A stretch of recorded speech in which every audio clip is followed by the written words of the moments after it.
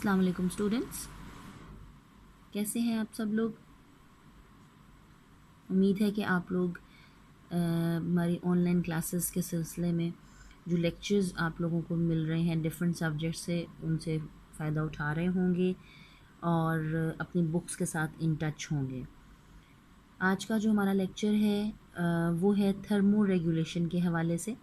हमने होम्योस्टैसिस का चैप्टर शुरू किया था और उसके अंदर हम लोगों ने देखा था कि हमारे पास 3 मेन मैकेनिज़म्स हैं, स्ट्रेटजीज़ हैं होम्योस्टैसिस की, जिसके ज़रिए से आपकी बॉडी जो है वो अपने इंटरनल इन्वायरमेंट को मेंटेन करती है, जिसमें हमने ऑस्मो रेगुलेशन, एक्सक्रीशन और thermo regulation in 3 main strategies के बारे में पढ़ा था। हम इससे पहले ऑस्मो रेगुलेशन और एक्सक्रीशन को स्टडी कर चुके हैं। आज जो हमारा टॉपिक है वो हम जिसको कवर करेंगे, जो हमारा last topic of the chapter भी है, दैट इज़ थर्मो रेगुलेशन, यानी जिस्म के अंदर, जानदार के जिस्म के अंदर का जो टेम्परेचर है उसको एक्सटर्नल इन्वायरमेंट के हिसाब से मैनेज करना, जो मेंटेन करने का जो स्ट्रेटजी है, that is called thermoregulation, यानी maintenance of temperature of internal environment of an organism from the fluctuations of the external environment. This is called thermoregulation. हम पहले थर्मोरेगुलेशन देखेंगे प्लांट्स के अंदर एंड देन फिर हम थर्मोरेगुलेशन देखेंगे एनिमल्स के अंदर। ये जो टॉपिक्स हम आज डिस्कस करेंगे ये शॉर्ट क्वेश्चंस के तौर पे पूछे जाने वाले क्वेश्चंस हैं इसके अंदर। एज अ होल इसमें से लॉन्ग तो नहीं पूछा जाता, लेकिन इसमें बहुत सारा ऑब्जेक्टिव मटेरियल है, एमसीक्यूज़ के हवाले से भी और शॉर्ट के हवाले से भी। आप मेरी बुक देख रहे हैं कि उस पर मैंने पॉइंट आउट भी की हुई हैं सारी इंपॉर्टेंट चीज़ें, तो आपने इसके अंदर से सारा जो मेन ऑब्जेक्टिव है आपने उस सारे को कवर करना है, साथ साथ मैं आपको बताऊंगी भी। So starting from the topic initiate करेंगे हम, that is adaptation in the plants to low and high temperature. हमने थर्मो रेगुलेशन की बात की, यानी टेम्परेचर की बात की। तो टेम्परेचर की दो तरह के इफ़ेक्ट्स हमारे पास होते हैं, यानी या तो हाई टेम्परेचर है या फिर लो टेम्परेचर है। बॉडी टेम्परेचर से ज़्यादा हो गया टेम्परेचर तो हाई है, और अगर कम हो गया टेम्परेचर, सपोज़ आपकी बॉडी का टेम्परेचर 37 सेंटीग्रेड है, हम इंसानों की बात कर रहे हैं, ह्यूमंस की बात कर रहे हैं, तो हमारा टेम्परेचर 37 सेंटीग्रेड है। इससे टेम्परेचर ऊपर चला जाता है 40, जैसे हमारे आजकल गर्मियाँ बहुत ज़्यादा हैं तो टेम्परेचर 46-50 तक की रेंज में जा रहा है। तो आपकी जो बॉडी है वो इस टेम्परेचर चेंज को मैनेज करने की कोशिश करती है। आपको मुस्तकिल पसीना आता है, that is a strategy of your body, जिसको हम थर्मो रेगुलेशन कहते हैं। ये थर्मो रेगुलेशन की स्ट्रैटेजी भी है, ये ऑस्मो रेगुलेशन की स्ट्रैटेजी भी है। ओवरऑल वैसे ये एक होम्योस्टैटिक स्ट्रैटेजी है। आपको पसीना आना, कम यूरिनेशन होना, कम पेशाब का आना, ये सारी की सारी आपकी बॉडी की होम्योस्टैटिक स्ट्रैटेजीज़ हैं। So coming towards the point, हम प्लांट्स में देखेंगे कि प्लांट्स हाई टेम्परेचर को कैसे रिस्पॉन्ड करते हैं। हाई टेम्परेचर स्ट्रेस, यहाँ एक लफ्ज़ इस्तेमाल हुआ हुआ है स्ट्रेस। स्ट्रेस से मुराद होता है दबाव। जिस तरह आप कहते हैं ना जी, किसी को स्ट्रेस है, बहुत ज़्यादा जहनी दबाव है, उसको कोई परेशानी है, तो ओवरऑल जो स्ट्रेस का वर्ड है हमारी लैंग्वेज में, हमारी बायोलॉजी के टर्म्स में स्ट्रेस का वर्ड जो है वो दबाव के लिए यूज़ होता है। यानी जब भी नॉर्मल कंडीशन से कोई भी फिज़िकल फैक्टर एक्सीड करता है या अंडर द लाइन आ जाता है, यानी कम हो जाता है हम, तो उसको हम स्ट्रेस कंडीशन में लेके आते हैं। यानी किसी भी ज़मीन में न्यूट्रिएंट्स की क्वांटिटी एक लिमिट से ज़्यादा हो जाए तो हम कहेंगे कि वो उसमें हाई सॉल्ट स्ट्रेस में चली गई है ज़मीन, कि उसमें सॉल्ट स्ट्रेस ज़्यादा हो गया। कम हो गया तो भी हम उसको कहेंगे लो सॉल्ट स्ट्रेस है। सो कमिंग टूवर्ड्स हमारे जो प्लांट्स हैं, उनमें हमारे पास जो सबसे पहला पॉइंट हम यहाँ देख रहे हैं, that is the effect of high temperature on the plants. So जो फर्स्ट लाइन है इसको अब अगर आप देखें तो उन्होंने मेंशन कर दिया है कि हाई टेम्परेचर हो तो आपके प्लांट जो हैं उनके एंजाइम्स डी नेचर हो जाते हैं। यानी आपको पता है कि आपके एंजाइम एक स्पेसिफिक पीएच और टेम्परेचर पे काम करते हैं। अगर आपको याद हो तो चैप्टर नंबर 3 फर्स्ट ईयर में हमने पढ़ा था, एंजाइम्स आर दो substances which can speed up a chemical reaction without itself being consumed. यानी कि एंजाइम वो बायोलॉजिकल कैटलिस्ट हैं जो आपके केमिकल रिएक्शंस को स्पीड अप करते हैं। और एंजाइम्स हमारे पास टर्शरी ग्लोबुलर प्रोटीन्स होते हैं। अगर कोई एंजाइम अपना केमिकल स्ट्रक्चर जो है उसको चेंज कर दे, यानी वो टर्शरी स्ट्रक्चर से प्राइमरी स्ट्रक्चर में या सेकेंडरी स्ट्रक्चर ऑफ प्रोटीन में कन्वर्ट हो जाए तो वो एंजाइम नहीं रहता। वो प्रोटीन रहेगा बट वो एंजाइम नहीं रहेगा और वो कोई एंजाइमेटिक एक्टिविटी नहीं कर पाएगा। तो यही चीज़ उन्होंने मेंशन की कि आपके एंजाइम एक ख़ास टेम्परेचर के ऊपर काम करते हैं और उस टेम्परेचर में अगर ज़्यादा बड़ा फ्लक्चुएशन आता है, यानी आपके जो बॉडी है उसमें एंजाइम 37 सेंटीग्रेड के ऊपर काम करते हैं। अगर आपका टेम्परेचर जो है वो 37 सेंटीग्रेड से बहुत नीचे चला जाए या बहुत ऊपर चला जाए, 40 सेंटीग्रेड को सपोज़ क्रॉस कर जाए, तो ये हाई रेंज हो गया है और इसमें फिर आपकी जो बॉडी है उसके एंजाइम्स जो हैं वो डी नेचर हो जाते हैं, यानी वो टर्शरी स्ट्रक्चर से चेंज होकर उनका स्ट्रक्चर प्राइमरी या सेकेंडरी हो जाता है और फिर वो काम नहीं करते, वो अपनी कैटालिटिक एक्टिविटी परफॉर्म नहीं करते। तो जो आपके प्लांट्स हैं वो क्या स्ट्रेटजी इस्तेमाल करते हैं आपको हाई टेम्परेचर स्ट्रेस से बचाने के लिए? तो नंबर 1 स्ट्रेटजी जो यहाँ मेंशन हुई कि प्लांट जो हैं वो एवेपोरेटिव कूलिंग करते हैं to manage the high temperature, to manage the high temperature, यानी वो एवेपोरेटिव कूलिंग करेंगे। वो अपने aerial parts of the plant से जो है वो पानी को एवेपोरेट करेंगे, बुखारात की शक्ल में हवा में शामिल करेंगे और उससे फिर पौधे के इर्द गिर्द का जो माहौल है वो ठंडा होगा और जब पौधे के इर्द गिर्द का माहौल ठंडा होगा, कूल डाउन होगा, तो ऑटोमेटिकली पौधे का जो अपना इंटरनल टेम्परेचर है वो भी डाउन हो जाएगा। ठीक है जी।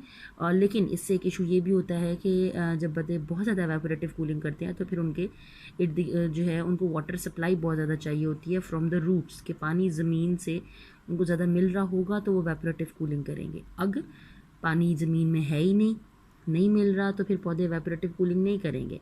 उनका टेम्परेचर हाई है लेकिन उसकी वजह से वो एवेपोरेटिव कूलिंग की तरफ नहीं जाएंगे, क्योंकि अगर वो एवेपोरेटिव कूलिंग करेंगे, पानी को बाहर निकालेंगे अपनी बॉडी से एवेपोरेशन के ज़रिए, तो उनकी अपनी बॉडी के अंदर पानी डेफिसिट हो जाएगा, पानी की कमी हो जाएगी और पौधे मुरझा जाएंगे। तो वो हीट स्ट्रेस से भी डाई हो सकते हैं और वो एवेपोरेटिव कूलिंग से भी डाई हो सकते हैं। सो जो दूसरी स्ट्रैटेजी पौधे इस्तेमाल करते हैं मोस्टली वो है production of heat shock proteins. बड़ा इंपॉर्टेंट शॉर्ट क्वेश्चन है, what are the heat shock proteins, जिनको हम HSPs भी कहते हैं। ये मैं लिख रही हूँ HSPs, ये इसी तरह कैपिटल लेटर में लिखा जाता है हमारे पास HSPs। हीट शॉक प्रोटीन्स क्या हैं जी? पौधे हाई टेम्परेचर को टॉलरेट करने के लिए अपने अंदर ख़ास तरह की प्रोटीन्स बनाते हैं और बहुत बड़ी क्वांटिटी में बनाते हैं, जिनको हम हीट शॉक प्रोटीन्स कहते हैं।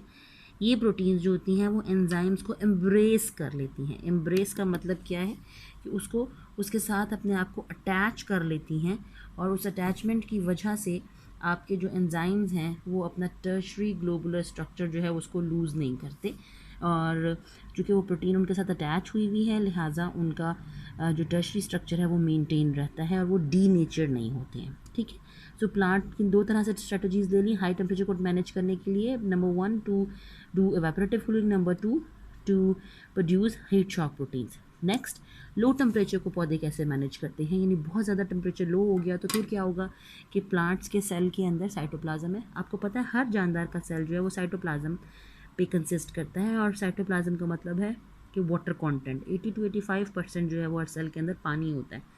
और अगर लो टेम्परेचर होगा तो पानी के अंदर आइस क्रिस्टल फॉर्मेशन हो जाएगी, यानी उसमें बर्फ़ जम जाएगी, ये बर्फ़ की तरह के क्रिस्टल्स पड़ जाएंगे और आपका जो साइटोप्लाज्म है उसकी जो मूवमेंट है सेल के अंदर वो रुक जाएगी, साइटोप्लाज्मिक मूवमेंट जिसको हम कहते हैं। और अगर साइटोप्लाज्मिक मूवमेंट रुक जाएगी तो सेल एक सेल से दूसरे, दूसरे से तीसरे and so on, transportation of materials नहीं होगी, काम की चीज़ें अंदर नहीं आएंगी, जो फालतू वेस्ट मटेरियल्स है वो सेल से बाहर नहीं जाएंगे। और जब वो ऐसा नहीं होगा तो फिर आपका सेल जो है वो ग्रेजुअली क्या हो जाएगा, वो डेड हो जाएगा। और जब सेल डेड होगा तो फिर आपका टिश्यू डेड और then organ and then so on, so आपका पूरा प्लांट डेड हो जाएगा। सो उसके लिए जो आपके प्लांट्स हैं वो स्ट्रेटजी उन्होंने क्या इंक्रीज़ किया है कि नंबर 1 स्ट्रेटजी उन्होंने की है, जो मैंने यहाँ पे नंबर 1 लिखा भी हुआ है, कि उन्होंने अपने अंदर जो अपनी मेम्ब्रेन्स हैं उनके अंदर अनसैचुरेटेड फैटी एसिड्स की परसेंटेज बढ़ा ली है। अनसैचुरेटेड फैटी एसिड्स, आपको पता है कि जो प्रोटीन जो मेम्ब्रेन्स होती हैं सेल्स की, उनके अंदर प्रोटीन और लिपिड्स जो हैं वो कंटेंट मौजूद होता है। उसमें 40 to 60% जो है वो प्रोटीन्स होती हैं एंड 20 to 40% जो है वो लिपिड्स मौजूद होते हैं। तो उन्होंने अपनी जो मेम्ब्रेन्स हैं उनके अंदर अनसैचुरेटेड फैटी एसिड्स की क्वांटिटी बढ़ा ली है, which help to maintain structure at low temperature by preventing the crystal formation. इसकी वजह से जो मेम्ब्रेन्स हैं उनके अंदर जो वो क्रिस्टल फॉर्मेशन नहीं होती है, और जो साइटोप्लाज्म है आपके सेल का, उसके अंदर भी क्रिस्टल फॉर्मेशन हिंडर्ड हो जाती है, ठीक है। और दूसरा तरीका उन्होंने एक और यूज़ किया है जो कि आम तौर पे ओक्स, मैपल्स, रोजेज़ और दूसरे प्लांट्स इस्तेमाल करते हैं, कि उन्होंने अपनी सोल्यूट कॉम्पोजिशन को ऐसे सेट कर लिया है सेल्स ने कि प्लांट सुपर कूल हो जाते हैं, बट उनके अंदर आइस क्रिस्टल फॉर्मेशन नहीं होती, यानी बहुत ठंडे ज़रूर हो जाते हैं लेकिन उनके अंदर ट्रांसपोर्टेशन ऑफ मटेरियल जारी रहती है, साइटोप्लाज्म की मूवमेंट जारी रहती है। वो ठंडा ज़रूर हो जाता है बहुत ज़्यादा, बट वो स्टॉप नहीं होता, उसमें आइस क्रिस्टल फॉर्मेशन नहीं होती। सो ये दो स्ट्रेटजीज़ हैं, यानी number 1 by increasing the proportion of unsaturated fatty acids, और number 2 strategy to bring changes in solute composition of the cell which causes cytosol to super cool without ice formation, ठीक है जी। ये हमारे पास दो स्ट्रेटजीज हो गई प्लांट्स की, कि प्लांट्स कैसे हाई टेम्परेचर को और लो टेम्परेचर स्ट्रेस को मैनेज करते हैं। Now coming towards mechanism in animal. Mechanism in animals की अगर हम बात करते हैं तो एनिमल्स की बॉडी कॉम्प्लेक्स है प्लांट्स के मुकाबले में। इसके अंदर बॉडी हीट एब्जॉर्ब भी बहुत होती है और ये अपनी बॉडी से हीट को रेडिएट भी करता है, यानी बाहर भी निकालता है। तो आप ये देखें कि जैसे कि मेंशन किया हुआ है हमारे पास बड़ा क्लियरली कि temperature of an animal depend upon the rate of change of body heat which in turn depend the rate of heat production, यानी आपकी बॉडी का टेम्परेचर डिपेंड करता है कि आप कितनी हीट बाहर निकाल रहे हैं अपने जिस्म से। लेकिन इसका मतलब ये भी है इसके साथ साथ कि ये रिलेट कर रहा है कि जितनी हीट आप बॉडी से बाहर निकाल रहे हैं वो हीट कहीं तो बनी है, आपकी बॉडी के अंदर बनी है। और कैसे बनी है वो heat? Because of the metabolic processes. और इसके अलावा बाहर से भी जो हीट आपकी बॉडी ने एब्जॉर्ब की है, यानी आपकी बॉडी के अंदर दो तरह की हीट है, एक वो जो बाहर से आपकी बॉडी ने एब्जॉर्ब की है और दूसरी वो जो बॉडी के अंदर से बनी है। इन दोनों तरह की हीट्स को, एब्जॉर्ब्ड हीट को भी और जो बॉडी ने अंदर से प्रोड्यूस की है, इन दोनों हीट की वजह से बॉडी के अंदर जो राइज आता है उसको मैनेज करने के लिए एनिमल्स जो हैं एक सफिशेंट क्वांटिटी ऑफ हीट जो है उसको कह सकते हैं आपके इन्वायरमेंट में वापस रिलीज़ कर देते हैं ताकि उनका अपना इंटरनल टेम्परेचर जो है वो मैनेज रहे। यहाँ उन्होंने मेंशन किया है कि जी principally infrared thermal radiations and direct and reflected sunlight transfer the heat into the animals, यानी इंफ्रारेड थर्मल रेडिएशंस हैं हमारे पास, जो कि थर्मल रेडिएशंस जो कि हमारे पास सोर्स ऑफ सनलाइट है, रिफ्लेक्टेड सनलाइट है, ये सारी जो हैं रेडिएशंस हमारे पास ये आपकी बॉडी के अंदर हीट को ले आती हैं, बाहर से जब एब्जॉर्ब होती हैं। जबकि radiation and evaporation transfers heat out to the environment, यानी हीट के अंदर आने के ज़राए कौन से हैं? Infrared thermal radiation, direct sunlight और रिफ्लेक्टेड सनलाइट। जबकि बॉडी से हीट जो है वो बॉडी से बाहर कैसे निकलती है? By the mean of radiation and evaporation. ये बड़ा इंपॉर्टेंट शॉर्ट क्वेश्चन है। Now coming towards temperature classification of animals, ये आपने पहले पढ़ी हुई है। एनिमल्स को टेम्परेचर की बेसिस पर दो ग्रुप्स में डिवाइड किया जाता है। ये टर्म्स आपको पहले पता है, आपने पढ़ी हुई है, warm blooded animals and cold blooded animals. Warm blooded animals वो हैं जिनको हम होम्योथर्म्स भी बोलते हैं, जो अपने बॉडी के टेम्परेचर को एक्सटर्नल टेम्परेचर के मुकाबले में मेंटेन करते हैं, यानी बाहर अगर टेम्परेचर हाई है तो वो अपने बॉडी के टेम्परेचर को हाई नहीं कर लेते, वो उसको मेंटेन करने की कोशिश करते रहते हैं, हीट को डिसिपिएट करते रहते हैं। नो डाउट इनके अंदर हीट एब्जॉर्ब होती है, टेम्परेचर बढ़ता है, लेकिन उस बढ़े हुए टेम्परेचर को कम करने के लिए वो कई तरह की स्ट्रेटजीज इस्तेमाल करते रहते हैं। सेकेंडली हमारे पास कोल्ड ब्लडेड ऑर्गेनिजम्स जिनको हम पोकिलोथर्म्स कहते हैं। पोकिलोथर्म्स वो होते हैं जैसे कि रेप्टाइल्स हैं, एम्फीबियंस हैं, जो कि अपने बॉडी के टेम्परेचर और एक्सटर्नल टेम्परेचर जो है उसको मैनेज नहीं कर पाते। एक्सटर्नल टेम्परेचर बढ़ता है तो वो भी अपने बॉडी का इंटरनल टेम्परेचर बढ़ जाता है उनका, और उसको मैनेज नहीं कर पाते, लिहाजा वो अवॉइड करने की कोशिश करते हैं। ये दो टाइप्स थी हमारे पास एनिमल्स की। लेकिन अब जो है वो हमारे पास इंटरनेशनल स्टैंडर्ड की बुक्स में जो है वो एक और कैटेगरी है हमारे पास, मतलब एक और क्लासिफिकेशन आ गई है जिसके अंदर से हम ये देखते हैं कि एनिमल्स को हीट टेम्परेचर की बेसिस के ऊपर 3 कैटेगरीज़ में डिवाइड किया गया है, यानी endotherms, ectotherms and heterotherms. Endotherms जैसे कि हम हैं, वो क्या करते हैं जी? According to this animal they generate their own body heat through heat production as a by product doing metabolism, यानी ये अपनी हीट खुद प्रोड्यूस करते हैं। उनके पास स्ट्रेटजी है अपनी अंदर से हीट प्रोड्यूस करने की, लो टेम्परेचर को भी मैनेज कर लेते हैं और हाई टेम्परेचर को भी मैनेज कर लेंगे। दूसरी टाइप एक्टोथर्म्स जो कि मेटाबॉलिक हीट प्रोड्यूस करते हैं, बट वो बहुत थोड़ी होती है और उसको वो तेज़ी से एनवायरनमेंट के साथ जो है वो एक्सचेंज कर देते हैं, और फिर वो इन्वायरमेंट से जो है हीट को एब्जॉर्ब करते हैं। यानी बेसिकली जो एक्टोथर्म्स हैं इनका टेम्परेचर राइज़ करता है क्योंकि ये इन्वायरमेंट से टेम्परेचर को एब्जॉर्ब कर लेते हैं, हीट को एब्जॉर्ब कर लेते हैं, जैसे कि invertebrates, fishes, amphibians and reptiles. Heterotherms कौन से हैं? विच आर केपेबल, वो हीट प्रोड्यूस कर सकते हैं बट बहुत कम करते हैं, और बेसिकली वो बाहर के इन्वायरमेंट से हीट को एब्जॉर्ब करते हैं, जैसे कि बैट्स एंड हमिंग बर्ड्स। तो ये एक बड़ी इंपॉर्टेंट क्लासिफिकेशन है हमारे पास, ecto, endo and heterotherms. Now coming towards के एनिमल्स क्या करते हैं हमारे पास। एनिमल्स ने अपने अंदर हीट स्ट्रेस को मैनेज करने के लिए कुछ अडॉप्टेशंस की हैं, जैसे कि स्ट्रक्चरल अडॉप्टेशंस हैं, फिजियोलॉजिकल अडॉप्टेशंस हैं एंड बिहेवियरल अडॉप्टेशंस हैं हमारे पास। स्ट्रक्चरल अडॉप्टेशंस में क्या है कि उन्होंने अपने अंदर डेवलप किया है एक सबडर्मल फैटी लेयर है, इंसुलेशन करता है, ठीक है, इंसुलेट कर लेता है, हाई टेम्परेचर जो है उसको मैनेज करने की कोशिश करता है, लो टेम्परेचर के लिए करता है। वो अगर ठंड हो तो उसके अंदर हीट एयर जो है वो ट्रैप हो जाती है। जैसे फ्लफिंग भी है हमारे पास, पैलेज जिसका लफ्ज़ हमने इस्तेमाल किया था कि फ़र, बहुत सारे जानवर ऐसे होते हैं जिनकी बॉडी में ऊपर फ़र होती है और वो उस फ़र के अंदर जो है वो हीट जो है उसको स्टोर कर लेते हैं, एयर को ट्रैप करते हैं और फिर वो उनकी बॉडी की टेम्परेचर के साथ राइज़ हो जाता है और वो लो टेम्परेचर स्ट्रेस को मैनेज कर सकते हैं। इसी तरह हाई टेम्परेचर को मैनेज करने के लिए स्वेट ग्लैंड्स हैं, यानी उनको पसीना आता है, जैसे उनको कूलिंग होती है, और लंग्स होते हैं जो कि पेंटिंग करते हैं। पेंटिंग का लफ्ज़ हाँपने के लिए इस्तेमाल किया जाता है। जैसे आप भी बहुत तेज़ी से कोई फिज़िकल एक्टिविटी करें तो उसके बाद आप भी तेज़ी से सांस लेते हैं, उसको हम पेंटिंग बोलते हैं। यानी आपकी बॉडी जो होती है वो अपने टेम्परेचर को मैनेज, हीट अप हो गई है, वो उस हीट अप बॉडी जो है वो अपने आप को मैनेज करने की कोशिश कर रही होती है। नेक्स्ट अडॉप्टेशन जो उन्होंने की है वो है फिजियोलॉजिकल अडॉप्टेशंस, यानी जब बॉडी टेम्परेचर ज़्यादा हो जाता है तो they regulate the blood flow to the skin, specifically greater blood flow in warmth, dissipate heat and lower in cold to economize the heat loss. यानी जब आपको बहुत ज़्यादा आपका टेम्परेचर ज़्यादा हो जाता है, गर्मी लगती है, तो आपका जो स्किन के नीचे ब्लड कैपिलरीज होती हैं वो बहुत ज़्यादा ब्लड तेज़ी से कैरी करती हैं, उसको सप्लाई करती हैं, और फिर आपका जो ब्लड के अंदर जो हीट एब्जॉर्ब हुआ है वो स्किन के थ्रू जो है वो डिफ्यूज़ आउट हो जाता है और आपका टेम्परेचर डाउन हो जाता है। और इसी तरह अगर आप को ठंड लग रही हो तो फिर आपका यही जो ब्लड का सप्लाई है वो लो डाउन हो जाता है, कम हो जाता है और कम हीट डिसिपिएट आउट होती है, ठीक है। इसके अलावा एक्टिवेशन ऑफ सर्टन मसल्स जो है वो प्लमेज करती है। प्लमेज फ्लफिंग यानी जो फर है, कोई पर हैं वो फूल जाते हैं, जैसे कि जो इन हाई माउंटेनस एरियाज़ हैं उस पर रहने वाले जो परिंदे होते हैं उनके बाल बहुत ज़्यादा होते हैं इनके जिस्म पे, और उन बालों के अंदर जो है वो हवा को रोक सकते हैं, फिर उनको स्टोर कर लेते हैं, और फिर उनकी बॉडी से निकलने वाली हीट की वजह से वो हवा भी गर्म हो जाती है, और फिर जो है वो इस तरह से वो अपनी बॉडी को का टेम्परेचर मेंटेन करते हैं। Similarly activation of sweat gland is done for evaporative cooling.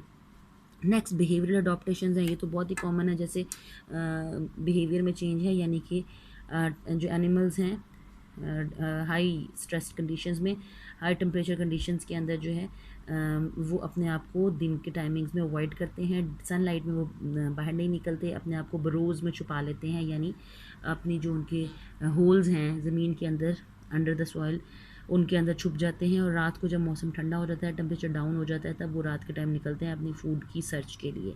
ये भी एक बिहेवियरल अडेप्टेशंस हैं।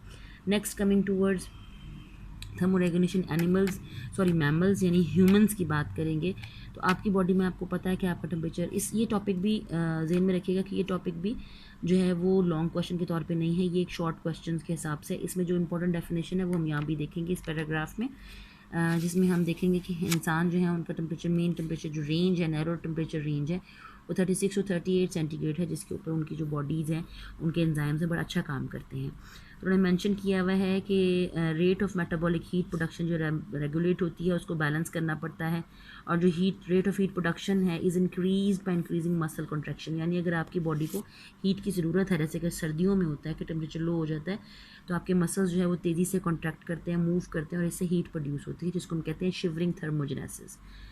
और दूसरा तरीका जो है वो है नॉन शिवरिंग थर्मोजेनेसिस, जिसमें मसल्स की इन्वॉल्वमेंट नहीं होती, लेकिन आपके हार्मोन्स जो हैं वो हीट प्रोडक्शन में रोल प्ले करते हैं, इसको हम कहते हैं नॉन शिवरिंग थर्मोजेनेसिस। यानी एक जनरल कैटेगराइज किया उन्होंने कि जी अगर आपके अंदर बॉडी के अंदर हीट की ज़रूरत है या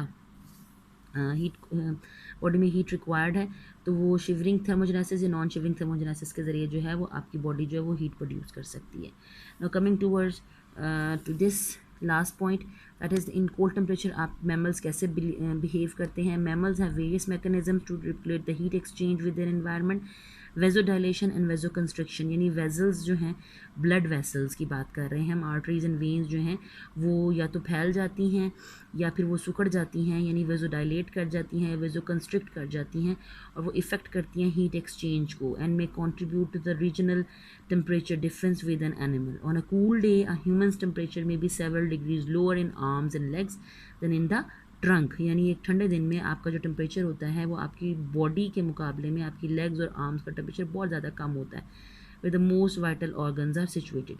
Most land animals respond to cold by raising their fur, thereby trapping the thicker layer of still air and it act as a good insulator. ये मैंने आपको पहले भी बताया कि जैसे वो बिहेव करते हैं. इसी तरह उन्होंने मेंशन किया कि मरीन मैमल्स जो होते हैं जैसे कि वेल्स हैं, दे इनहेबिट मच कोल्डर वाटर्स, ये बहुत ठंडे पानी में रहते हैं अपने बॉडी टेम्परेचर के मुकाबले में, बट उनके पास एक यूनिक चीज़ है, वो है thick layer of insulating fat जिसको वो ब्लबर कहते हैं, जो उनकी स्किन के नीचे होता है, और वो जो ब्लबर है उसकी वजह से उनका बॉडी टेम्परेचर मेंटेन रहता है. अच्छा, और फिर अगर ये वार्म टेम्परेचर हो तो आप ह्यूमंस या आप मैमल्स कैसे बिहेव करते हैं. Marine mammals dispose of their excess heat into warm seas by large number of blood vessels in the outer layer of skin. Skin के नीचे बहुत ज़्यादा क्वांटिटी में जो है वो ब्लड वेसल्स यानी कैपिलरीज होंगी जिसके ज़रिए से हीट डिसिपिएट आउट हो जाएगी इनटू द इन्वायरमेंट. ठीक है जी, heat from the skin surface. In जबकि जो टेरेस्ट्रियल मैमल्स हैं, जो ज़मीन में रहने वाले हैं, उसमें उनका मैकेनिज़्म थोड़ा सा स्लाइटली डिफरेंट है. वो एवेपोरेटिव कूलिंग करते हैं. वो क्या करते हैं, दे डू एवेपोरेटिव कूलिंग. उनके पास स्वेट ग्लैंड्स हैं और एवेपोरेटिव कूलिंग की टेक्निक है जो कि वो इस्तेमाल करते हैं. Next, thermostatic function and feedback control in humans, यानी who is going to control the body temperature. आप ह्यूमंस के अंदर या जानदारों के अंदर कौन सी चीज़ है जो मेंटेन बताती है कि जी बॉडी टेम्परेचर 37 सेंटीग्रेड है, इसको 36 से लेकर 38 सेंटीग्रेड तक आप नैरो रेंज में रख सकते हैं, लेकिन उससे ऊपर चला जाए तो आपकी बॉडी का सिस्टम एक्टिवेट हो जाता है. तो ये थर्मोस्टैट का मतलब होता है जैसे आपके फ्रिज में एक थर्मोस्टैटिक स्विच लगा हुआ होता है जिससे आप टेम्परेचर कंट्रोल करते हैं. इसी तरह आपकी बॉडी के अंदर भी एक थर्मोस्टैट है जो कि ऑब्जर्व करता है चेंज इन टेम्परेचर को, और फ़ौरन जैसे ही टेम्परेचर लो रेंज में जाता है या हाई रेंज में जाता है तो फ़ौरन आपका जो थर्मोस्टैट है वो एक्टिवेट हो जाता है और बॉडी को सिग्नल दे देता है कि जी आपने हाई टेम्परेचर के अगेंस्ट जो होम्योस्टैटिक स्ट्रैटेजी इस्तेमाल करनी है, ये लो टेम्परेचर के अगेंस्ट. तो वो जो थर्मोस्टैट है वो हमारे पास आपका हाइपोथैलेमस है. It is a brain part जो कि आपके टेम्परेचर के चेंजेस फ्लक्चुएशंस को ऑब्जर्व करता है. ठीक है जी, ये आपके ब्रेन में मौजूद होता है. ठीक है, और अगर आपको का टेम्परेचर कम हो गया, ज़्यादा हो गया, तो वो फिर डिफरेंट स्ट्रेटजीज़ हैं, shivering, non shivering, superficial blood vessels, ये सारी एक्टिविटीज़ करेगा. Last point, important point, what is pyrexia. Pyrexia fever, आम जुबान में जिसको हम बुखार कहते हैं, ये बड़ी इंपॉर्टेंट है. ये जो पूरा पैराग्राफ है ये डेफिनेशन है पायरेक्सिया की या फीवर की, आप समझ लीजिए.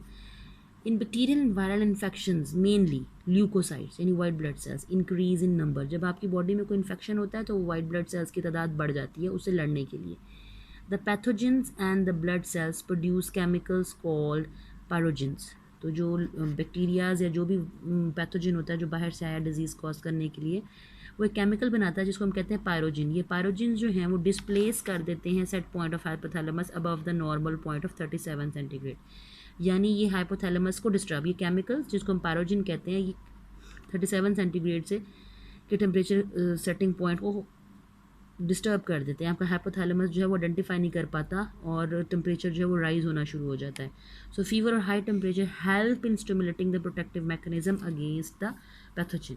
और जैसे ही आपका टेम्परेचर बढ़ना शुरू होता है, आपकी बॉडी का जो होम्योस्टैटिक मैकेनिज्म है, आपकी बॉडी का जो इम्यूनिटी सिस्टम है वो एक्टिवेट हो जाता है, वो इस हाई राइज टेम्परेचर को कम करने की कोशिश करना शुरू कर देता है. तो this is the last topic of this chapter. इसमें आपको कोई कन्फ्यूजन हो तो आप मुझसे पूछ सकते हैं. अब हमारे पास एक टॉपिक रह गया जिसको हम स्टडी करेंगे, that is the human urinary system. Hopefully वो हमारा जो है वो मंडे का लेक्चर होगा जिसमें मैं आपको उसके बारे में बताऊंगी.